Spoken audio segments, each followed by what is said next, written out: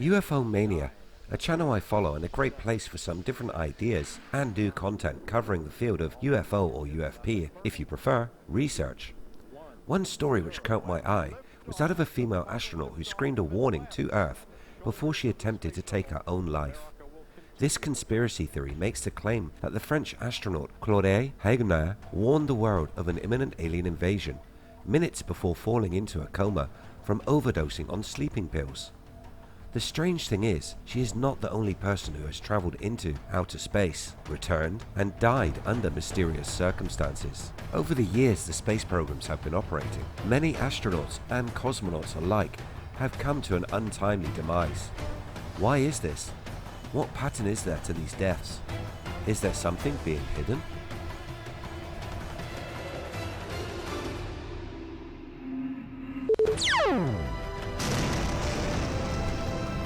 Welcome to IF, videos on mystery and history.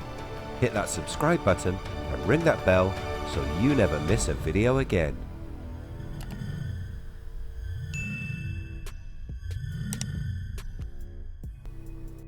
The theory begins with an odd news report of the well-known scientist and the first female French astronaut being forcibly restrained by the police as she screamed from the top of her lungs, "Earth must be warned." At the time she was under the influence of sleeping pills, which she had taken in an attempted suicide. So, who was this troubled lady? She came to prominence after being a backup crew member of the Mir Alta mission in 1993. She worked with her husband, and the couple even had an asteroid named after them. She retired from space travel shortly after visiting the International Space Station back in 1991.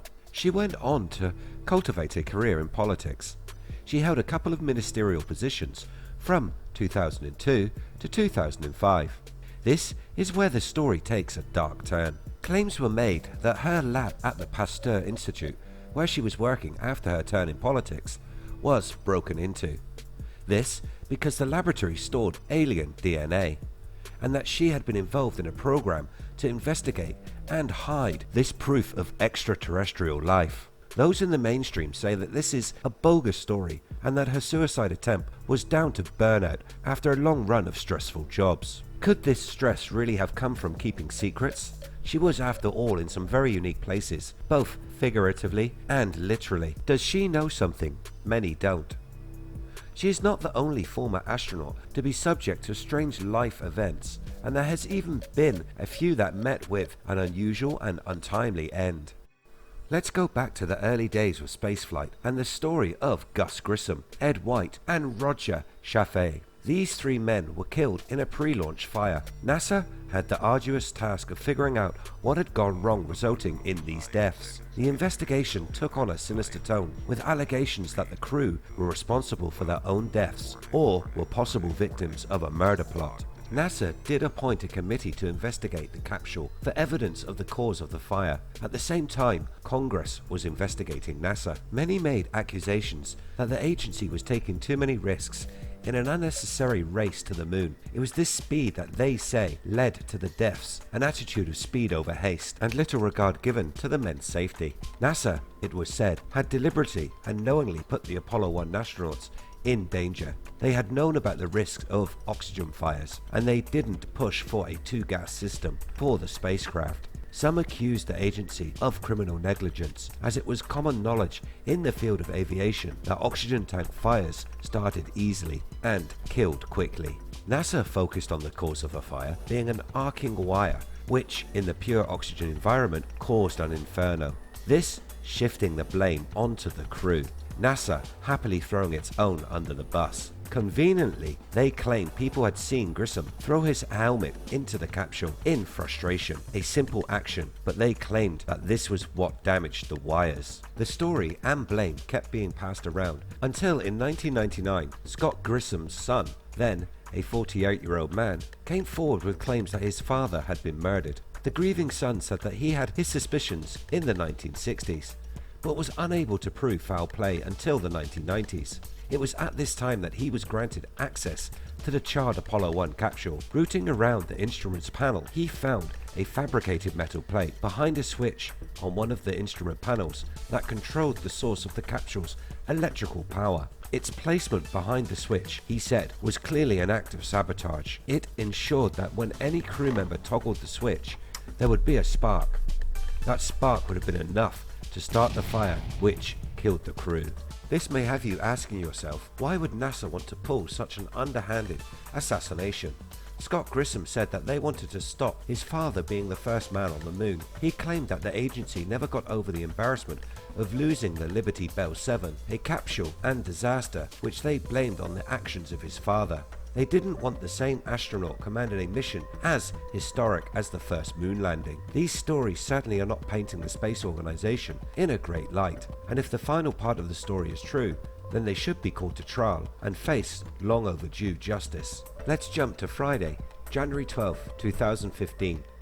Scientist Alberto Bear crashes his light airplane in the streets of Los Angeles.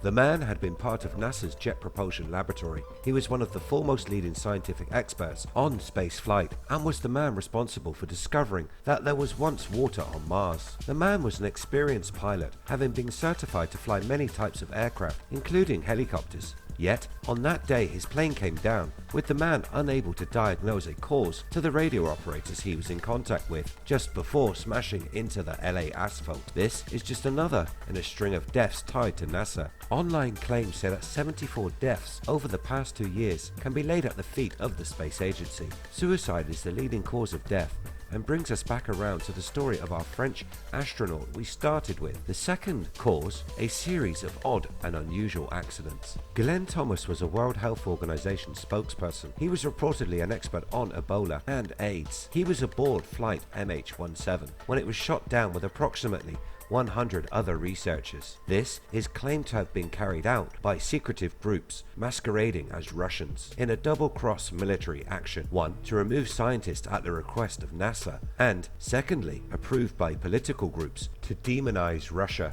Joël Lange, an AIDS researcher and former president of the AIDS International Society, was also aboard MH17. They were all on their way to an international AIDS conference. In one single disaster, a large portion of the leading AIDS experts of the world were killed before they could attend this global conference. What interest or ties does NASA have to these diseases? Another strange murder is that of Dr. Melissa Cadnutite, who had been a pediatrician for 5 years before her gruesome murder in Philadelphia. Melissa, 35, was a pediatrician who specialized in cancer. She also worked on an AIDS fellowship in Botswana. She was hogtied and set on fire in the basement of her home in Philadelphia. And one of the most controversial scientist deaths was that of Shane Truman Todd, 31. In June 2012, his body was found in a Singaporean morgue. The man was a rather important electrical engineer, having worked on top secret machines for the Chinese. This was believed to be some kind of defense weapon. His family said that he was concerned with what he was doing, and he feared for his life. He was allegedly being asked to compromise US security. Shane had recently quit his job and was due to leave China and fly home, but sadly, a week before his flight and after his last day of work, he was dead. Suspecting his death was a result of outside influences, his family began to campaign for the truth. Chinese officials said they would look into the matter and try to determine if it was murder or suicide. And the deaths keep coming. NASA climatology scientist Miss Mosean was reported missing on June 4th. Her body was found the next day behind a budget supermarket in Princess Anne, Maryland, US. Local police went on to rule out foul play, but the cause of death still remains a mystery. Another NASA scientist dying in somewhat mysterious circumstances. The unfortunate woman had been working at NASA's Wallops Flight Facility in Wattsville, Virginia. Her research specialities were ecology, physiology, optics, and earth science. She had been involved in a number of missions on oceanographic cruises in the Atlantic. Again, online groups have highlighted that as NASA is a space agency, it's quite curious why they are spending so much time in the ocean. NASA has been heavily involved with global warming observations over the past few years. Unfortunately, for the woman's family and UFO researchers everywhere, it's likely the government will remain silent regarding her death. These are a tiny fraction of the many scientists that have died under very suspicious circumstances. These specialists, leading medical experts, and engineers taken most often before they can share their knowledge with the world. Do you think that there is a conspiracy to keep something hidden? Could there be some event so large and world-changing that governments and the space agency will kill to keep it silenced? Or are these deaths just a strange, bizarre coincidence? Let me know your thoughts in the comments below.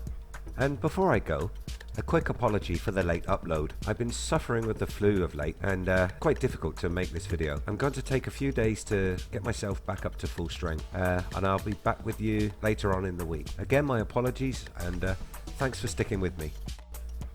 If you enjoy what we do here on the channel, hit that subscribe button. Maybe give it a like and a share. You can catch the latest on social media by searching We Are If. Thanks so much for watching. See you next time.